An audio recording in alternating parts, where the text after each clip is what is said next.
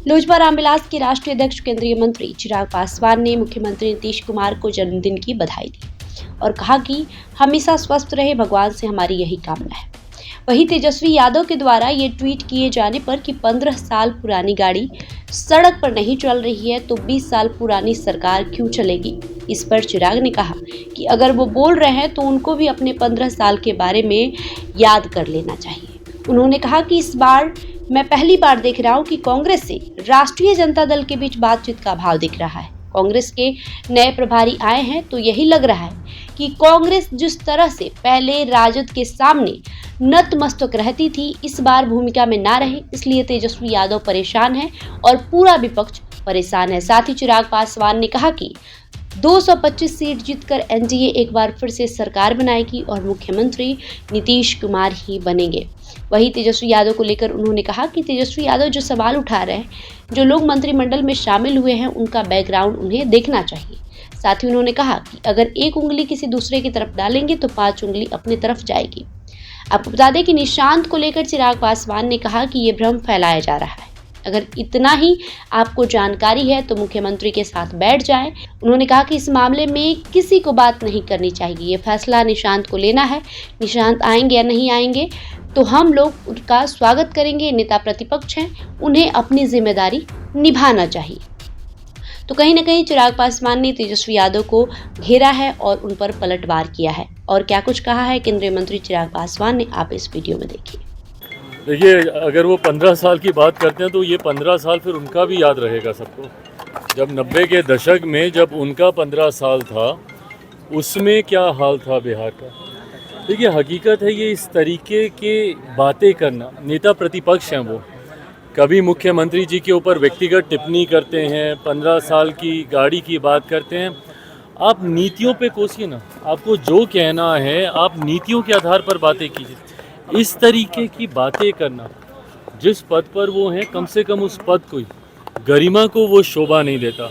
But बहरहाल मैं इस बात को भी समझ सकता हूँ कि चुनावी वर्ष है और जिस तरीके से हमारा गठबंधन मजबूती के साथ जीत की ओर अग्रसर हो रहा है, जो फीडबैक आ रहे हैं उपचुनाव के, जिस तरीके से परिणाम आए, जिस तरीके से गठबंधन के तमाम नेता एक साथ पूरे प्रदेश का भ्रमण कर रहे हैं, हर दल के सारे प्रदेश अध्यक्ष, 5 दल के प्रदेश अध्यक्ष एक साथ बिहार के हर एक जिले में जाकर संगठन की मजबूती देने का कार्य कर रहे हैं। इन तमाम बातों से परेशानी विपक्ष को ज़रूर है।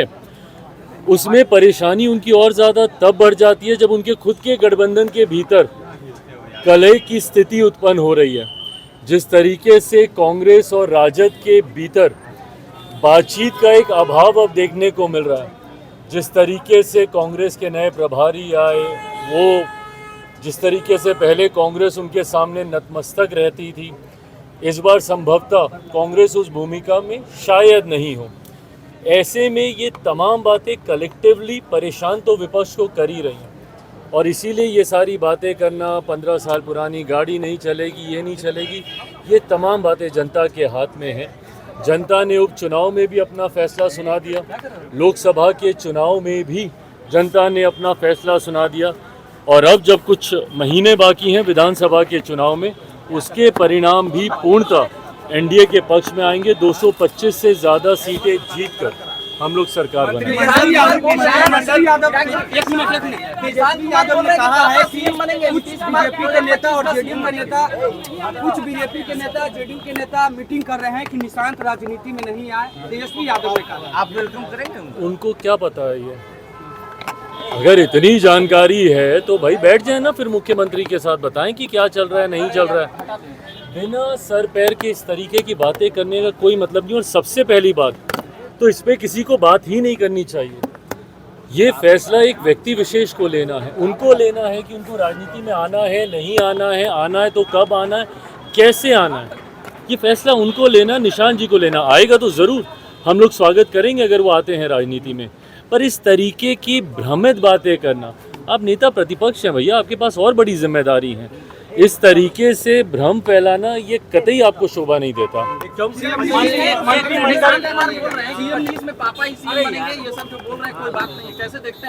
भाई बिल्कुल हम मानते हैं कि 2025 विधानसभा चुनाव परिणामों के बाद एनडीए की सरकार बनेगी, मुख्यमंत्री जी के नेतृत्व में चुनाव लड़ेंगे और वो पुनः मुख्यमंत्री बनेंगे।